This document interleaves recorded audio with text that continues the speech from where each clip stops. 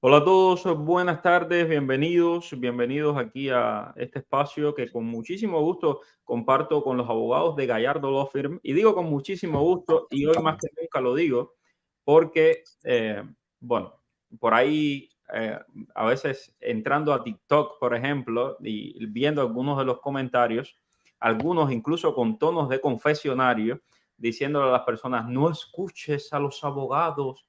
Y yo así como que esto es impresionante. ¿Cómo que no escuchas a los abogados, chicos? Si no tienes ni idea de cómo funciona este país, ¿cómo no vas a escuchar? Hay que tener un poco de humildad en la vida. Bueno, en fin, a esos de los tonos de confesionarios de TikTok les digo aquella parábola bíblica, ¿no? Dejen que los ciegos guíen a los ciegos. Si un ciego guía a otro, los dos van a caer en un hoyo. Eso lo dijo Jesucristo. Y así mismo van a ir quienes no escuchen a las personas que saben, que estudiaron para eso, por el amor de Dios. Bueno, en fin, nada.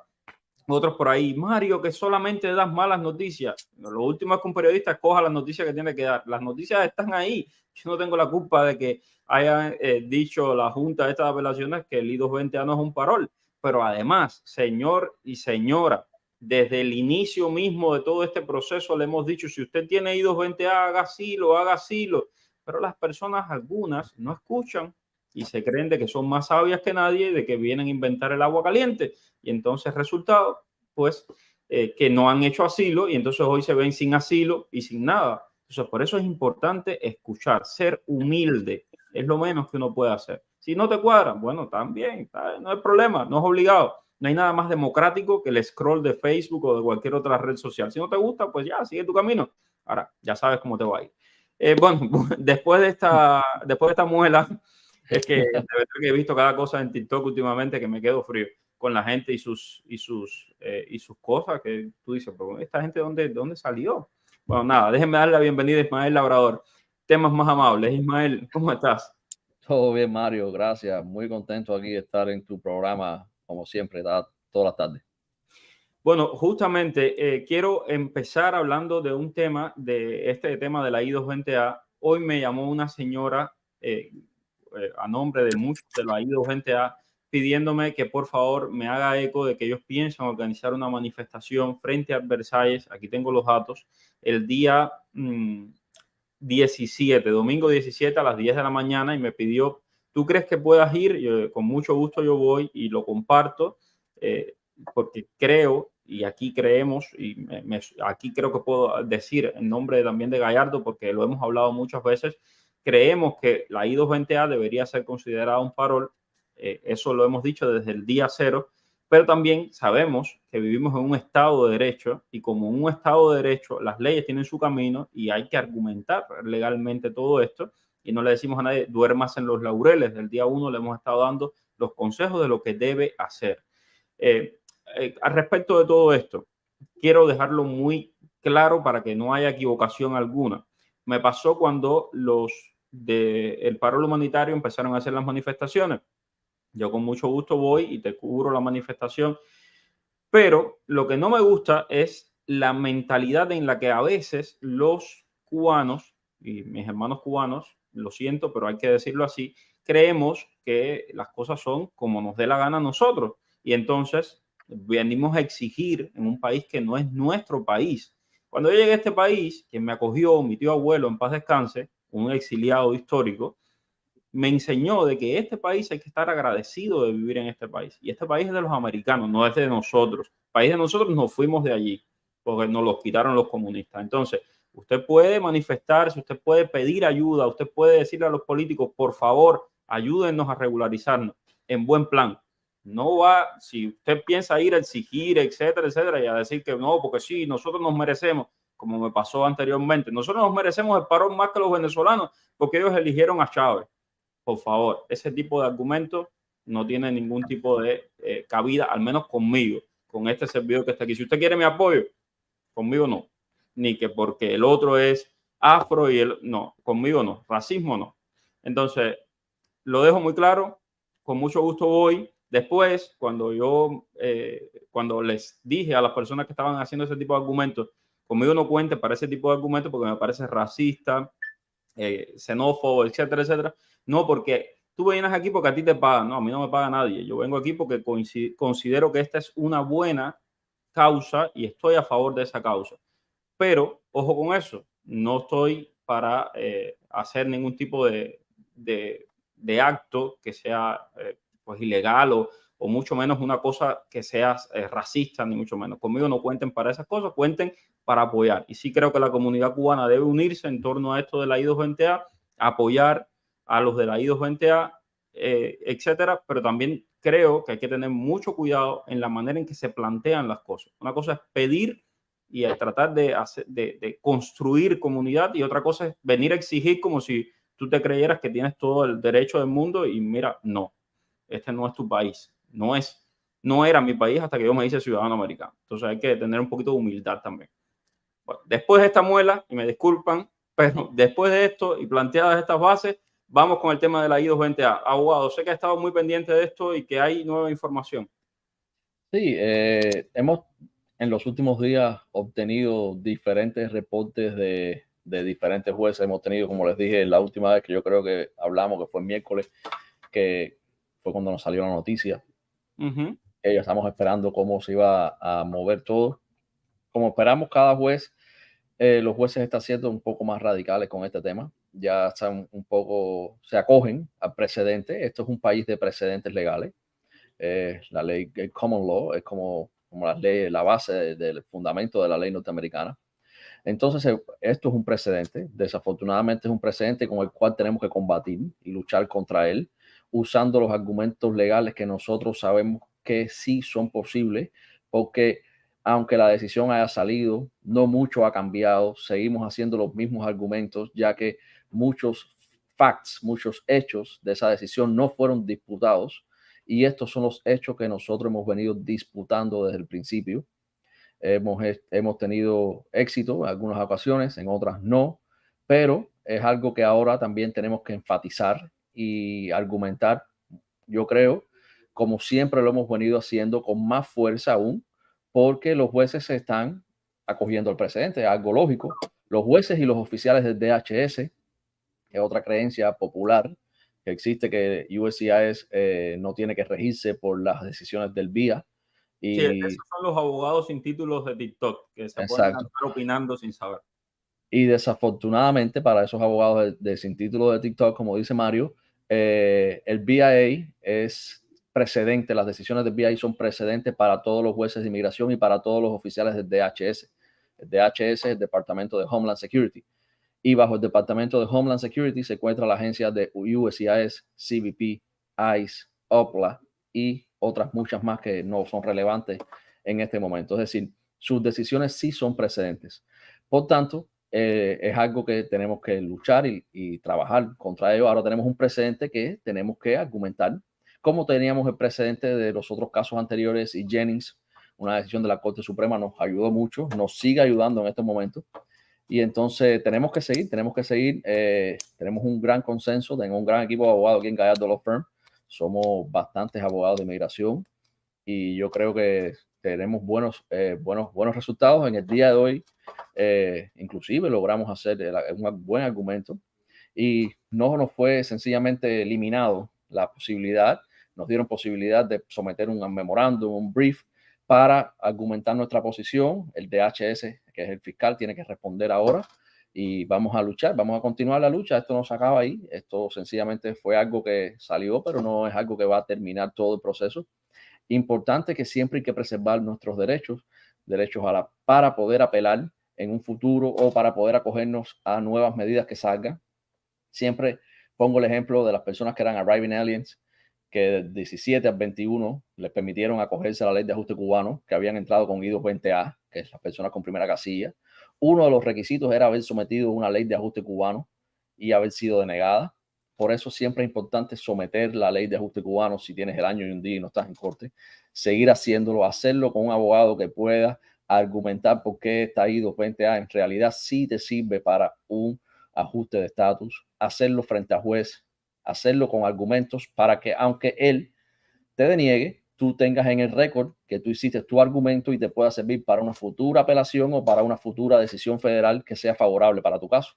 Por eso sencillamente hay que hacer las cosas bien hechas Y más que todo ahora en este momento, siempre lo ha sido, pero ahora más que todo por este precedente tenemos que tener un asilo sólido, un asilo que nos mantenga, que podamos ganar en corte.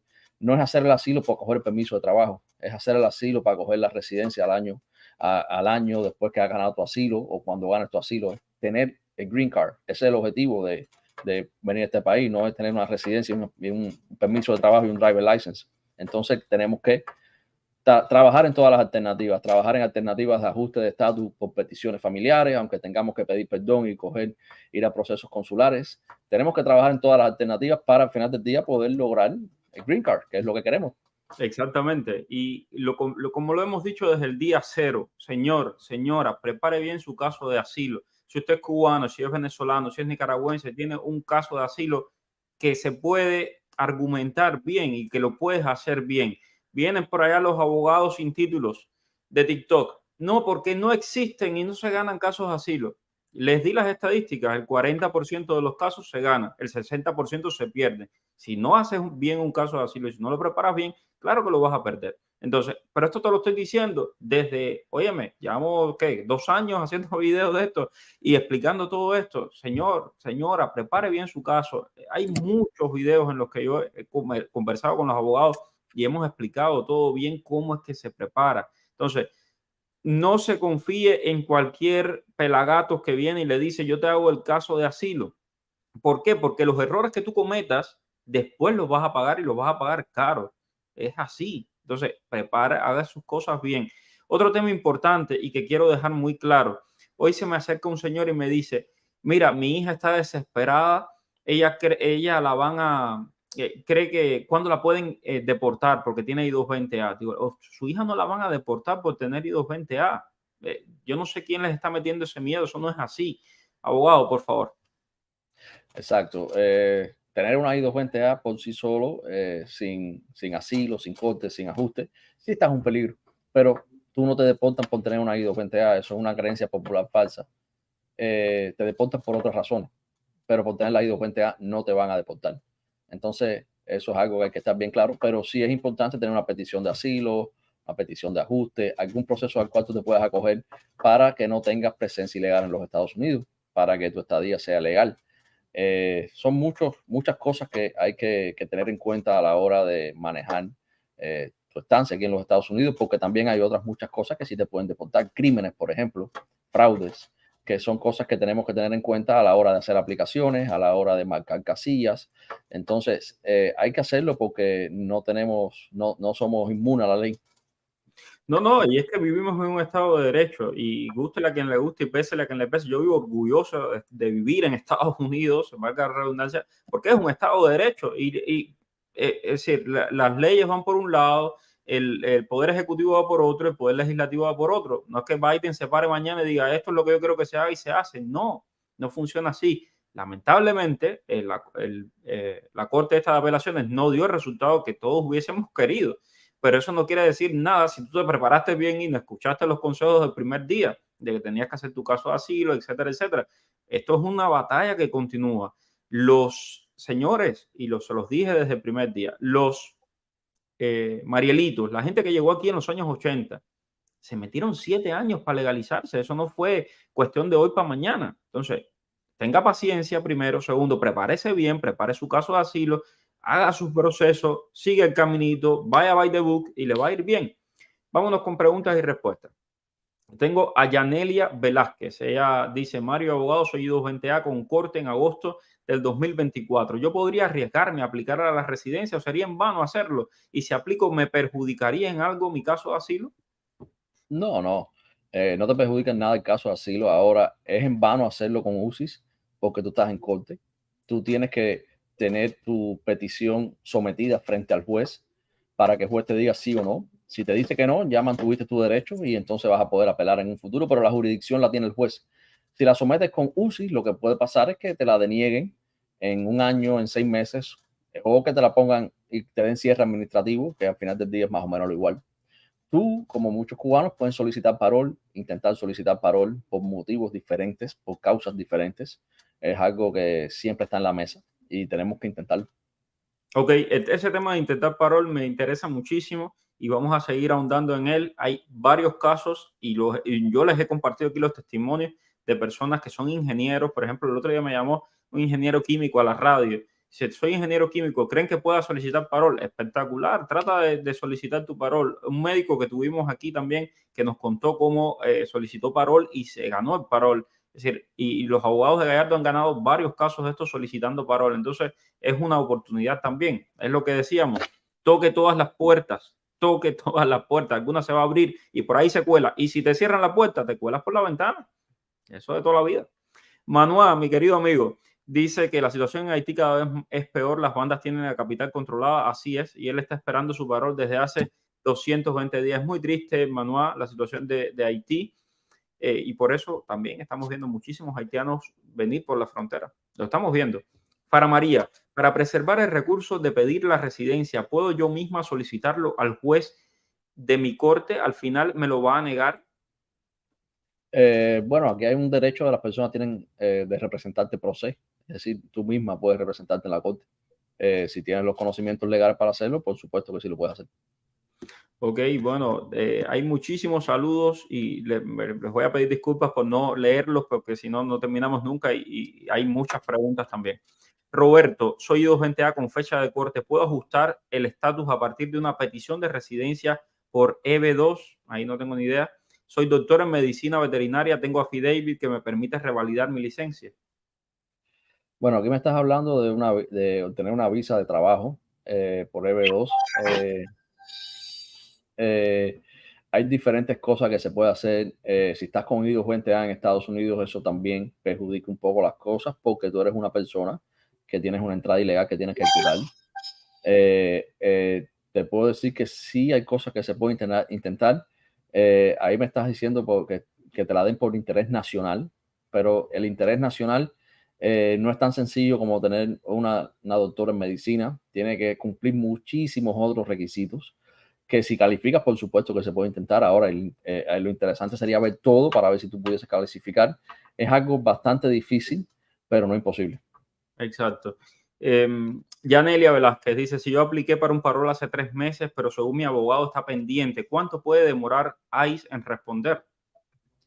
ICE puede responderte en 1 hora o en 3 meses. ¿Qué hacemos nosotros? Nosotros somos proactivos, nosotros no esperamos 3 meses sin respuesta. Nosotros lo mandamos constantemente por diferentes vías, inclusive a los supervisores. Ustedes son como yo con el Departamento de Estado, son quemados ahí. Hoy, Exacto, ellos tienen que, alguien tiene que responderte, alguien tiene que revisar el correo, alguien tiene que, aunque sea, denegártelo para tú volverlo a mandar con nuevos argumentos, pero tenerlo pendiente por un largo tiempo no tiene sentido. hoy les tengo más tarde información ahí interesante, porque hay cositas que se están moviendo. Ok, vamos a ver, déjame ver por acá. ¿Cuándo van a terminar el parol de enero y febrero? Nelly, querida, ¿qué más quisiera yo que lo terminaran y que poderle decir el último de enero salió, pero no, hasta el momento eso sigue. Ok, vamos a ver. ¿Cuánto se demora la residencia por asilo político? Pregunta alguien por acá. Gané el mío en el 2022 y apliqué hace 3 meses. Leolá, no tengo las fechas en mi mente, no tengo el tiempo de procesamiento ahora mismo en mi mente. Tendría que buscarlo y dejarte saber, pero no te quiero decir un dato incorrecto en este momento. No ha habido cambio en CBP One, hasta ahora no. Tengo entendido de que algún puerto por ahí tuvieron algún problema y lo cerraron, pero no ha habido cambio en CBP One. Eso sigue. No le crean a los narcotraficantes esto y a los traficantes de personas que les dicen que va a cerrar la CBP One todo con tal de llevarlos para la frontera y cobrarles dinero. Hagan el CBP One porque el CBP One, y esto es otra cosa que también hay mucha equivocación, el CBP One no tiene nada que ver con lo de la I-220A que salió. El CBP One te sigue dando tu parol y al año y un día, aunque tú tengas corte, te vas a poder acoger a la ley de ajuste cubano. Entonces, aprovecha esa gran oportunidad que tienes, hermano, hermana. No te metas a cruzar el río de manera ilegal, que termines con una I-220A y termines enredado en todo un proceso. Vamos por acá. Bueno, ¿puedo cambiar la dirección del beneficiario? Se le hizo el parol humanitario de Cuba para México. Lo puedes hacer y lo puedes hacer a través de MyUSCIS, pero no es necesario tampoco. Ok, bueno, vamos a ver por acá. Entré con I-220A, apliqué para la residencia, tengo fecha de corte para el 2024. ¿Qué me recomiendan? Que tengas un asilo sólido, que solicites un parol, que esta residencia la tengas lista para el juez y que vayas a la corte con el abogado para que el abogado pueda hacer todos los argumentos necesarios y que tengas tu residencia sometida frente al juez, no con UCI, porque UCI no tiene el poder para dártelo si estás con la corte. Mi hija y yo tenemos asilo y la corte en el 25. ¿Qué posibilidades tengo de hacer algo y como que tenemos? Gracias, bendiciones para los dos. Siempre, que es algo que siempre hemos venido diciendo ya hace más, casi un año o más de un año, las personas con I-220A, el mejor recurso es el asilo. Ahora, si el asilo es un asilo no muy fuerte, porque ya sabemos que el asilo tiene pocas probabilidades de ganarse, inclusive siendo un buen asilo, se cometen errores de ley por los cuales se pueden apelar y se apela al BIA constantemente. Entonces, siempre tu mejor remedio es el asilo, tener un asilo sólido. Ahora siempre hay alternativas, ajuste por petición familiar, ajuste con I-220A, pero desafortunadamente cuando estás en la corte todo es con el juez, todo es con el juez y no podemos ir afuera. Entonces, mejor remedio, tener un asilo sólido en la corte y estar listo para tu fecha de corte y no ir solo, no ir sin abogado nunca a la corte. Bueno, saludos para Osniel Cruz, que nos está viendo a través de TikTok. Para los que les gusta TikTok, pues ahí también estamos, igual que en todos lados, Mario J. Pentón. Y te quería preguntar algo, Ismael, porque mucha gente me han estado escribiendo acerca de una demanda colectiva sobre el I-220A, que si se puede hacer una demanda colectiva para que se convierta el I-220A en parol. Yo dije, bueno, les voy a preguntar a los abogados, porque yo la verdad que no sé. La class action, estas demandas colectivas se hacen sobre negaciones y sobre errores de ley. Tienen muchísimos requerimientos que se están, que para poder cumplir y hacer un class action. Hay muchos abogados. En el día de hoy tuvimos una conferencia de abogados de AILA, que es la organización de abogados de aquí de América, de Estados Unidos, donde por supuesto se manejaron muchísimos temas, muchísimas cosas, pero tenemos que tener fuerza para hacerlo, es decir, fuerza, es decir, muchísimas negaciones. Hasta ahora no hemos tenido muchísimas negaciones, siempre lo que hemos tenido es una negación, que es un precedente, entonces ahora van a comenzar a hacer todo. Las negaciones, los cubanos por lo general le daban corte para futuro y aplazaban. Hay muchas apelaciones también en el BIA, apelaciones por ambas partes, ya sea apelaciones que el gobierno apeló, personas que apelaron, entonces me imagino que ahora van a venir más resultados negativos y entonces ahí se puede intentar. Siempre la presión es importante, la presión política, hablar con tus congresistas, manifestarse pacíficamente, son cosas que son importantes para llamar la atención. Exactamente, y por supuesto llamar la atención de la prensa, que aquí está la prensa, está el tema de los políticos, vimos a María Elvira Salazar, a Mario Díaz Balar, que no dudo yo que se aparezca María Elvira allí en esa manifestación, o Mario, que están a favor de esto, de presionar a la administración para que de alguna manera se haga este tema del I-220A se considere parol. Las cifras que están manejando de los cubanos con I-220A me parecen sorprendentes, no sé qué tan ciertas sean, pero se habla de cientos de miles de cubanos con I-220A. Osniel Cruz lo tengo por aquí, me dice, soy I-220A, a ver, déjame ver, soy I-220A con fecha en papeles, pero no salgo en el sistema. Mi novio es ciudadano, ¿qué me recomienda? Ah, perdón, ese es homo, no Osniel. Ok. Bueno, recomendarte, si no estás en corte y ya tienes tiempo estadía, poner tu aplicación de ley de ajuste cubano con UCIS. También pues tienes tu pareja que es ciudadana norteamericana, tendría que ponerte una petición familiar, pudiese ponerte una petición familiar para tenerla ahí de backup, es decir, de reserva en caso que necesite, pero tu mejor opción ahora mismo es poner tu ley de ajuste, si eres cubano y ya tienes tu año y cumple con los otros requisitos, poner tu ley de ajuste, tu petición de ajuste con UCIS. Pero, ok, y a ver, pero dice que tiene I-220A con fecha en papeles, pero que no sale en el sistema. Exacto, si no sale en el sistema, no está en la corte. Okay. Tienes que verificarte porque recordar siempre los básicos que siempre hemos enseñado aquí al principio. Tienes un NTA, que es como tu cita con la corte, es como el recibo de la cita, pero hasta que ICE o la agencia o CBP, por lo general ICE, UCIS, lleve el papel a la corte y lo somete en la corte, tú no tienes la cita en la corte. Puede ser que la tengas en el papel, pero hasta que no en ese papel el gobierno con la corte, tú no tienes la fecha en la corte. Siempre, que es lo que siempre recomiendo, no te confíes porque puede decir que es, no sé, septiembre 15 y tú chequeas ahora y no está septiembre 15, no está en la corte. Pero ¿qué puede pasar? Que lo someten mañana mismo. El gobierno es así, hemos tenido cosas así. Lo someten mañana mismo, septiembre 15, y tú te confiaste y no fuiste a la corte y tienes una orden de deportación. Entonces tienes que estar activamente revisando todo. Ok, entonces tengo por aquí a Lázaro Milán, dice, antes de esta decisión controversial solicité mi moción de mi corte, ahora pienso que es un riesgo porque de no obtener la residencia, ¿puedo revocar esa solicitud? ¿Qué me sugiere el abogado? ¿Qué moción? No sé, dice qué moción sometió porque dice sometió la moción. Me imagino que sea la moción de cerrar la corte, no lo sé. Si cierras la corte, tienes que hacer el ajuste. Tienes que hacer el ajuste para que no te quedes en una estancia ilegal aquí en los Estados Unidos. Y si no tienes nadie con que después acogerte tampoco por petición familiar, es un poco riesgoso cerrar esta corte.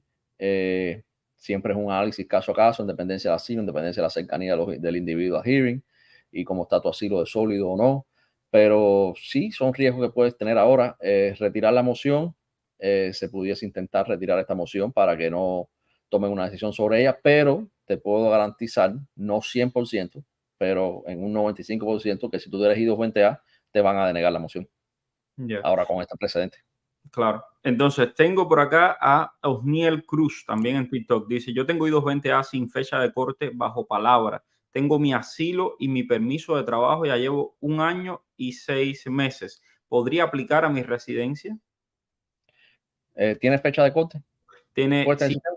sin fecha de corte, tiene I-220A sin fecha de corte. Claro que sí, lo puedes hacer, por supuesto. Ok. Bueno, perfecto. Omo Chun, tengo un caso de reunificación en USCIS por mi esposo fallecido. Me llegó la cita para entrevista, pero ya yo estaba acá en Estados Unidos. Bueno, si te llegó la cita para la entrevista, puedes ajustar por esta petición familiar. Ahora, recordar que usted entró ilegal, entonces tienes que pedir, hacer el proceso consular fuera, tienes que pedir un perdón para curar esta entrada ilegal. Este perdón es para que te dejen entrar a Estados Unidos, no para que te vayas, para que te dejen entrar después que salgas de los Estados Unidos. El perdón se hace basado en un hardship, que hardship es una palabra más grande que daño, es un daño que puedas tener unos familiares que califican. ¿Quiénes son los familiares que califican? Tus esposos o tus padres. Si no tienes familiares que te califican para pedir este perdón, entonces no te van a dar el perdón. Exacto. Bueno, tengo a Elvis Pérez por aquí. O sea, a mí me da lo mismo asilo que residencia. Al final yo no voy ni puedo ir más a Cuba. Entonces, es un tema y yo respeto mucho y ustedes saben que nunca me he metido con el tema de que la gente vaya a visitar a su familia a Cuba o lo que sea, pero ahí hay un tema importante. Cuando haces asilo, y sé que hay mucha gente que no quiere hacer asilo por ese tema de que después no puedo ir a ver a mi familia, pero usted también tiene que saber que si usted llegó aquí y usted le dijo a Migración que usted está huyendo de ese régimen cubano, que es un régimen macabro, eso no hay que inventárselo, es la realidad, o venezolano o nicaragüense, mira, eso es, it is what it is. Y luego hay otro tema, si le pasa a los venezolanos, le pasa a los colombianos, le pasa a mucha gente, cuando ya después eres ciudadano americano, ya las cosas cambian, pero mientras eres residente, si tú hiciste un asilo y vas a Cuba, usted o al país donde usted dijo Cuyo, pues mira, eso te puede traer consecuencias.